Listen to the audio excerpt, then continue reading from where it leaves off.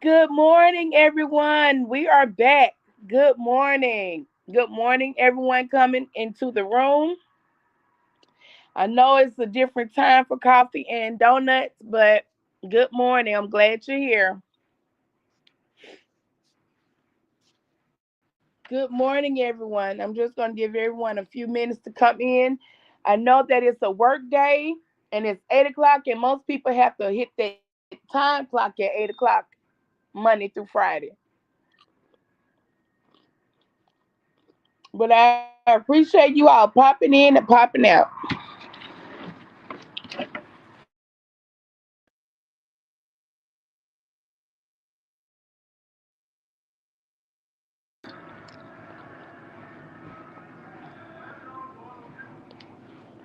Hi, Lexus Ice. Good morning. Thank you for showing up for coffee and the vote of donut.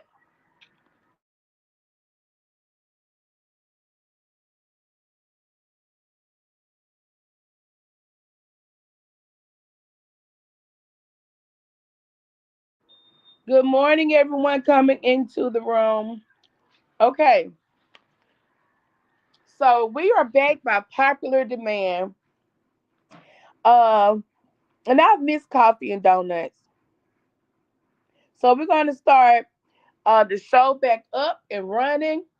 We're going to discuss hot topics, things that we hear on the YouTube streets, social media, any platform. We're going to discuss it here, things we hear on the news, and we're going to talk about it.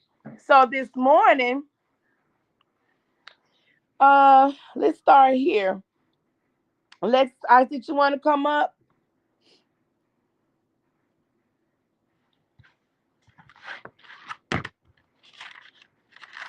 Lexus Ice, did you want to come on up to the stage?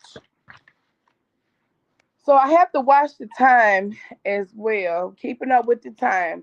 Okay, so the story that we're going to talk about today, I don't even think it has made national news. I haven't seen it on national news. I don't know why it has not hit major headlines. But the body of 21-year-old DeMar Travion, they call him Trey Reed, was discovered Monday morning at 7:05 a.m. on the campus of Delta State University, which is located in Cleveland, Mississippi, right here in the Mississippi Delta. Now, immediately, foul play was ruled out. Okay. Delta State University Police Chief Michael Peeler said DeMar Travion died by suicide on campus. And this has his fellow students, some faculty, community, activists, community residents are in the outrage because the body was found hanging from a tree on the central campus near the DSU pickleball courts. Okay, so let me set a tone for you. We are in Mississippi. They call Mississippi is part of the Dirty South. And a lot of people use the term Dirty South and don't even know why they say Dirty South. But Dirty South is ruled in hate and racism. And it's called dirty because of how black men have been lynched, how they have been set on fire. Not only black men, black people in general, the history of Mississippi, how black people have been treated in general. So that's the dirty part of it, okay? So when people use the term dirty South, they really don't know, and it's ignorance, they really don't know that's where the term came from. So this 21-year-old African American male was found hanging in the central part of campus at 7:05 a.m.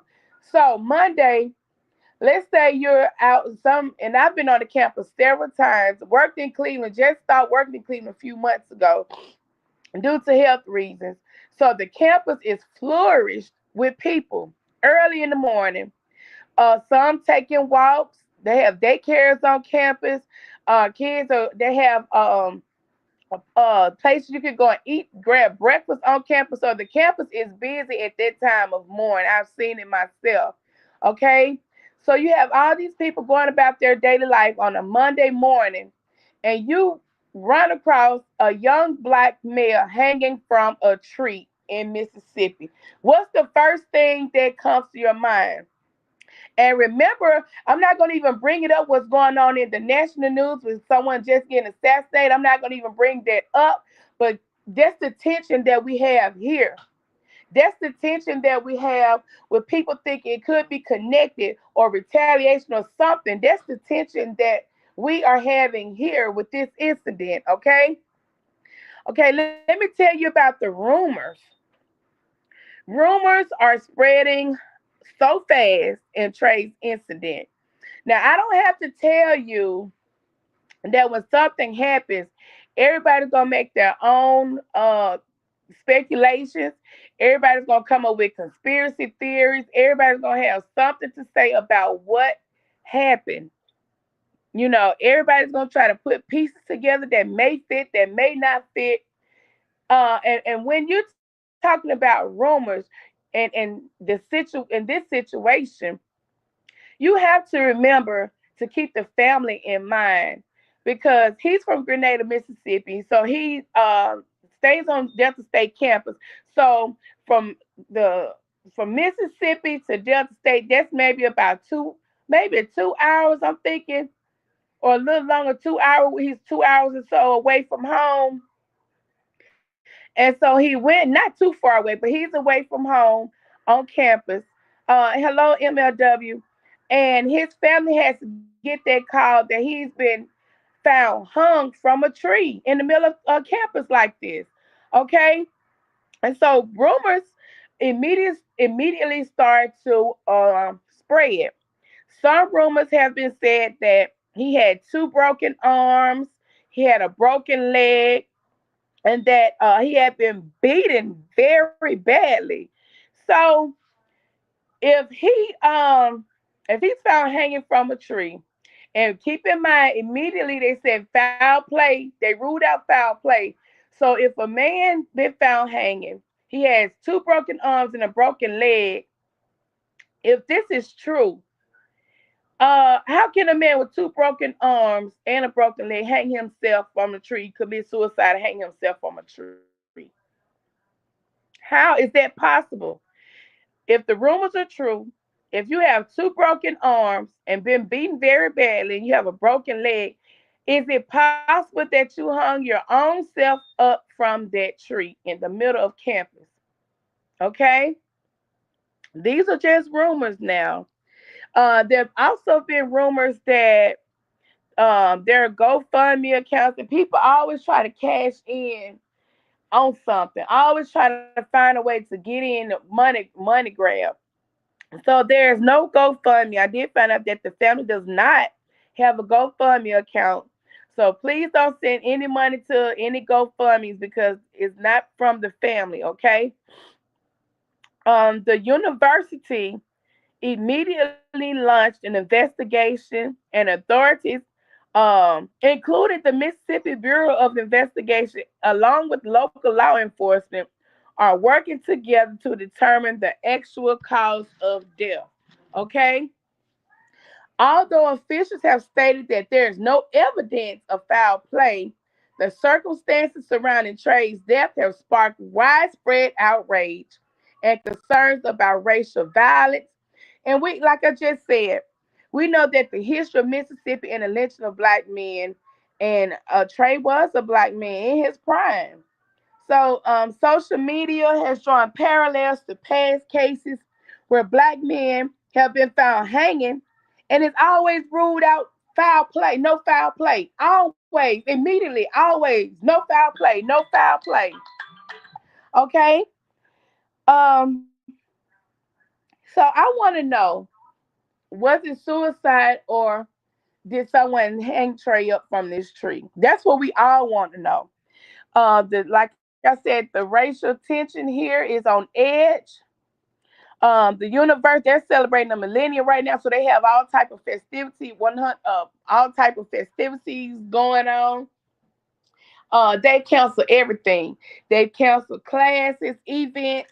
They've set up counseling services for the students, for the faculty, and staff, but the family, along with community leaders and community residents, are demanding transparency and accountability, and some are calling for an independent investigation. And I totally agree. If it were my son, of course, I would want and will get an independent investigation. Okay? Now, understand this: Delta State University, DSU, is not an HBCU. And the percentage of African American students there are 36%. Okay, so they are there. They are in full. They have sororities, fraternities on campus, student activities. So they are present on campus. Okay, so when you usually attend a college that's not for you or by you, they generally don't have your best interest or like-minded interests at hand compared to an HBCU that's for you, by you, and want to see you succeed. Okay. And I'm still wondering why people. Good morning, Shawanda. Why parents still send their African American kids to these non HBCUs. When Brandon started school, no, he got ready for college. We only applied to HBCU. There was no doubt about it.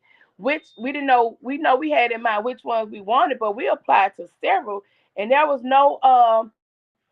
We already knew he was going to attend the HBCU. Okay, so I'm wondering what would make. Not saying DSU is not a good school. Not saying they don't have a good record and high graduation turnout, but what would make parents want to send their non send their kids to a non HBCU. I'm still trying to figure that out.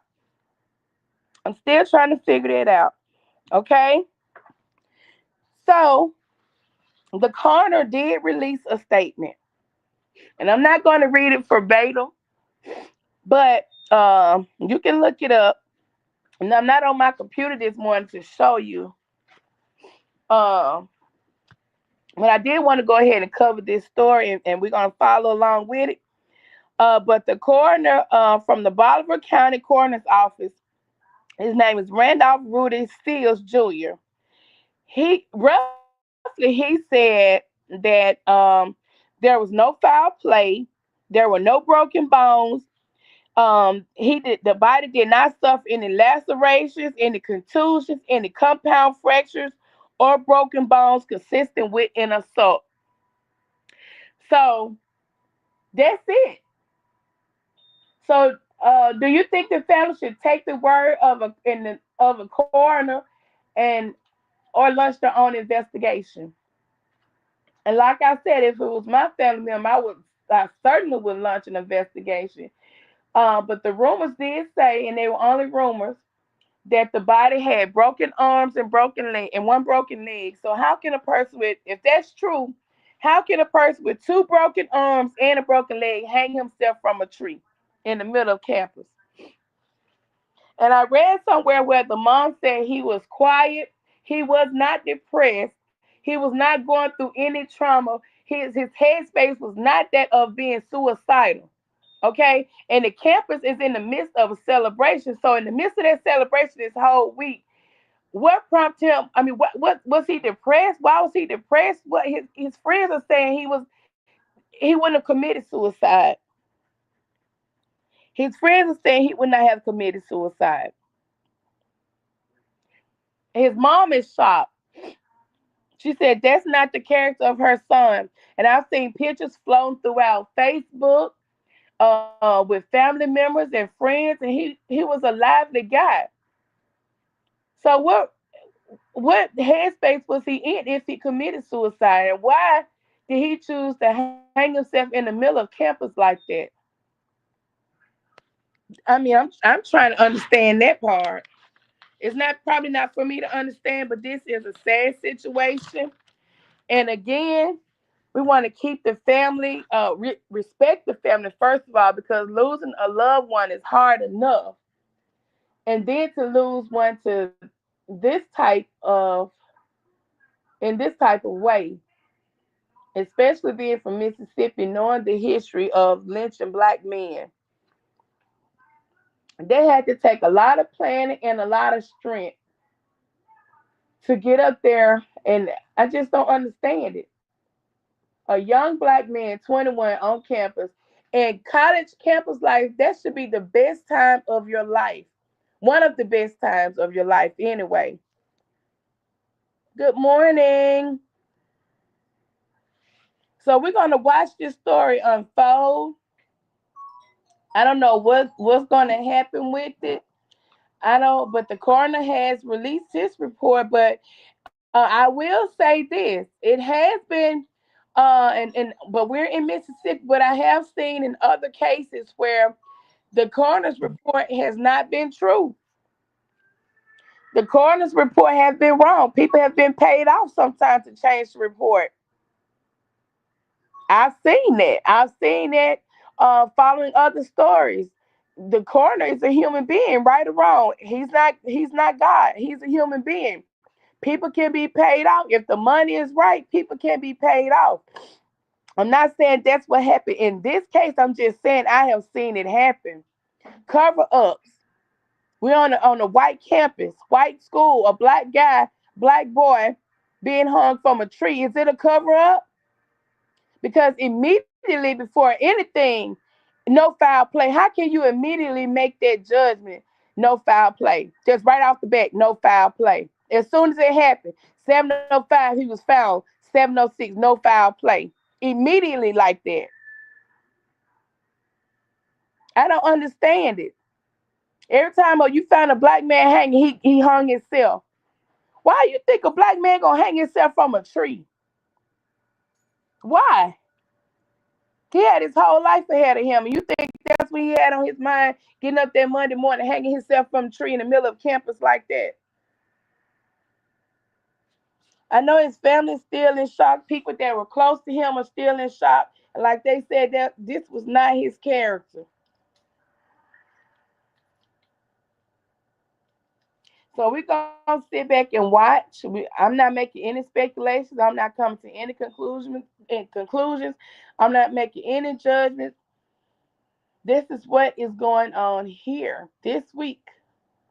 And the area and the news got out really fast. That he was found at 7:05. I think we heard about it by 9 o'clock that morning, Monday morning. Everybody was already calling around asking, "Have you heard it?" So it don't take long here for news to travel, rumors and all. So do you think because the coroner said no broken bones, no lacerations, no nothing, that should be the end of it? Case closed. That should be it. That's the Bible. That's God.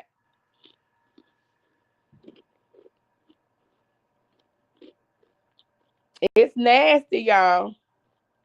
It's nasty. It's a bad situation. And it's hurtful.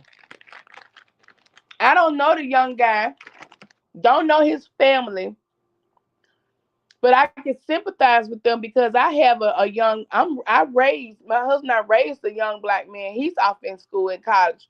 And when you send them off to college, you think you're sending them off to better themselves, to get educated. You don't want them to somebody to call you and tell you we just found your son hanging from a tree. Oh my God, that has to. I can't even imagine it. I can't even imagine that.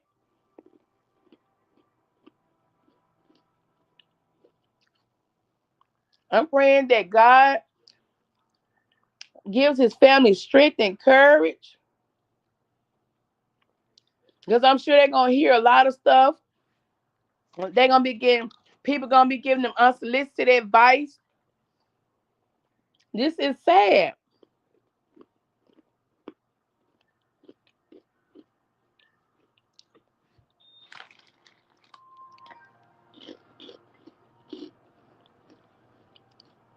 We're gonna pray for his family and please keep them lifted up.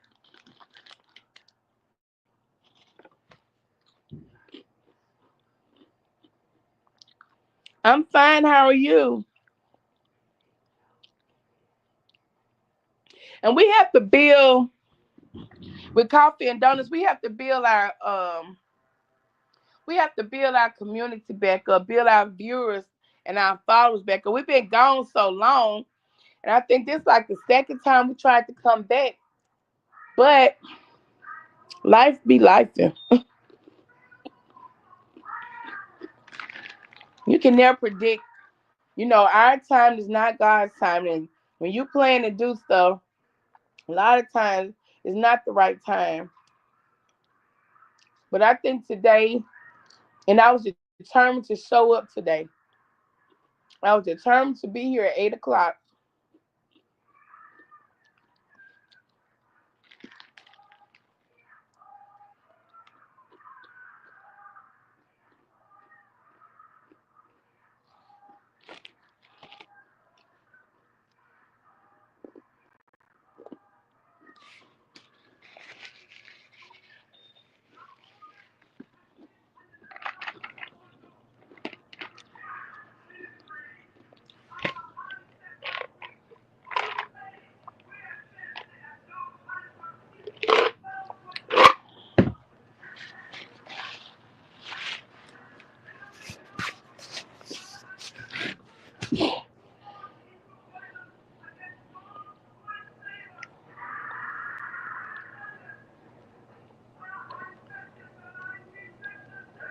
I'm just sitting here thinking.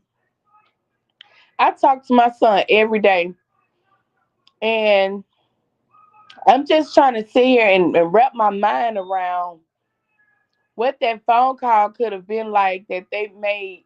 Who that I guess the campus. It didn't say who notified the family, but the police chief. I'm assuming that was his duty, that he had to notify the family and give them this disturbing news. And I'm just imagining what that phone call must have been like early Monday morning. Because the mom did say that she had talked to him that Friday. Okay, and keep in mind the campus is getting ready to celebrate the millennium this whole week. So they had all types of events planned, campus decorated, getting ready to have a good time this entire week. And then this what it is Monday morning. So classes had been canceled. All events and everything that they had been canceled as of that time. I don't know if they're gonna go forward with it later on or what, but at that time everything had been canceled.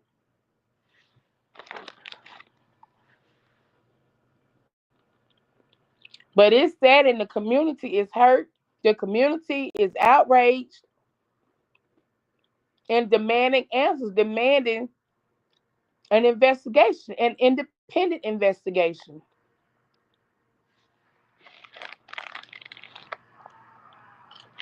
I'm just wondering what the minds, if it was suicide, I'm saying if, what was his mindset? What had happened over the weekend, this past weekend, to make him want to hang himself Monday morning?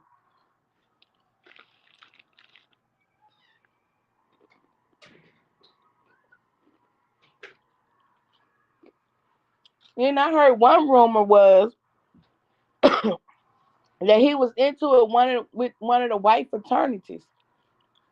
Like I said, that's the room. I don't know if there's any truth to it or what, but that was one of the rumors that I heard that I saw online actually.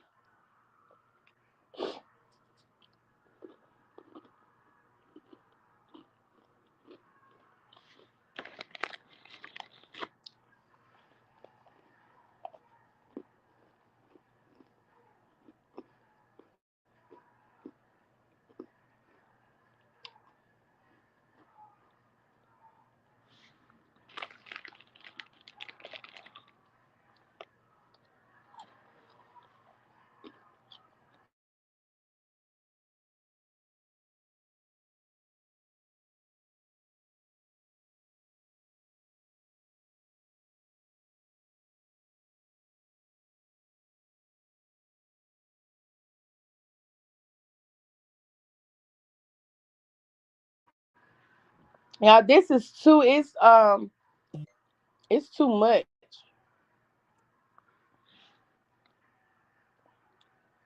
Too much. I think because I can kind of not relate to it, but I can kind of put myself in the shoes. Don't want to put myself in the shoes of the mom, but in this instance, it's a lot. It's deep. The history is there. The Mississippi history of lynching black men are there, and it's a lot to take in. So I'm gonna go ahead and end this conversation. We're gonna follow up as details unfold. We are gonna follow up with them and let you know what we hear was facts and what continues to be rumors in this case. It's still new. Everything is still unfolding. I want to thank everyone for showing up this morning. Like I said, our new time is Monday through Fridays, 8 o'clock a.m. to 9 o'clock a.m. Central Standard Time. And we're going to discuss everything this go around. So if your feelings are sensitive, this may not be, you may not want to tap in, okay? So that's it, y'all. Thank y'all for tuning in. We'll see you tomorrow morning. And I'll post a topic later on today. Y'all know I gotta get these meals out by 12:30. Today we are having dress chicken dressing, turkey dressing, rotisserie style chicken, homemade macaroni and cheese, Hawaiian roll, and pound cake. That's what we're having today for lunch. And the meals have to be ready at 12:30 for delivery. So that's what my morning is gonna consist of, getting these meals out. And I'll post some pictures on um on my page to let you see what we're working with over here. Okay? So you all have a blessed day. Keep the family of Trey in your prayers. Um, and let's just see what happens, okay? If you have any stories you want us to touch bases with or discuss, go on over to Instagram and hit me up on WTF with the family. Tables inbox me and we can talk about it. We can discuss it. Also, y'all, I just dropped 3 new videos. Go on over there to my page and look at my Taco Tuesday, my baby shower meatballs, and my Kool-Aid pickles. Yeah, go on over there and check those videos out. And there are more to come. I'm back. YouTube ain't ready for us this time around. But we're back. We're here to stay. On Friday nights, we're bringing back Ring the Bell. Ain't that right, baby? Yeah, we're going to bring back Ring the Bell on Friday nights, too, okay? So y'all stay tuned for that. And we're going to go and get on out of here. Thank you all. Stay blessed. Keep God first. Don't forget to pray and keep yourselves humble. Talk to you later. Bye.